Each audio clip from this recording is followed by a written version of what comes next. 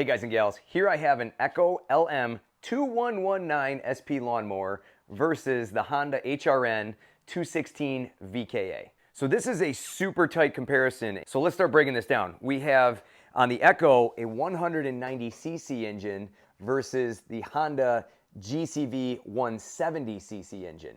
Now which one's gonna last longer? Honda, all the way. The Briggs & Stratton is gonna have surging issues, make odd noises, do all kinds of funky stuff. You won't get that with the Honda, plus that engine is far more fuel efficient than this sucker. Now let's talk about the decks.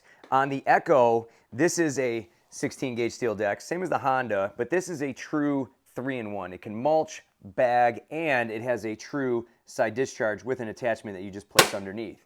Now if we come over to the Honda can mulch, it can bag, but it has a rear discharge. So if I take the bag out, drop the flap down, it's just gonna shoot all the clippings right out at my feet. Kind of messy, but that's how the Honda does it. Now let's talk about the bagging. The bagging on the Echo, we have a 2.3 bushel capacity on that bag, a little bigger. The Honda, it's a 1.9, kind of small. Can't pack that much in there compared to the Echo. Now let's talk about the wheels. The wheels on the Echo are 100% plastic. You got 8-inch wheels up front, 11-inch wheels in the back.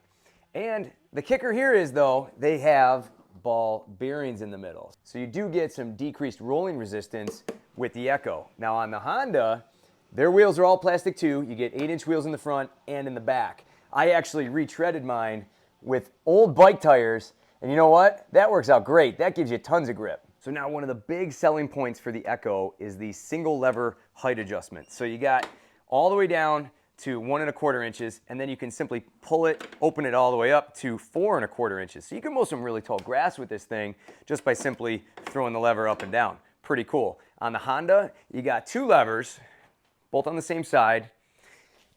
You have one up front, one up in the back. And what I like on the Honda is it's got actual accurate measurements of how high you are putting this. The Echo, I had to actually measure the blade from the ground and write them on there to give me some accurate numbers. Also, one other thing, this Honda has no deck bounce. So if I push on this, it doesn't move. But if I come back over here to the Echo and push down on this, because it's got that single lever height adjustment, check that out. So that really bounces quite a bit. Now let's talk about the drive systems. Up here on the Echo, we have the Speed Adapt, which is kind of like your personal pace system. I do like this one over the personal pace because this one can go straight up and down. The Honda engineers figured this out. This is at its lower setting, and check this out. All I gotta do is push down on this smart drive right here with my thumbs, and away I go. So after hearing all that, what's your pick?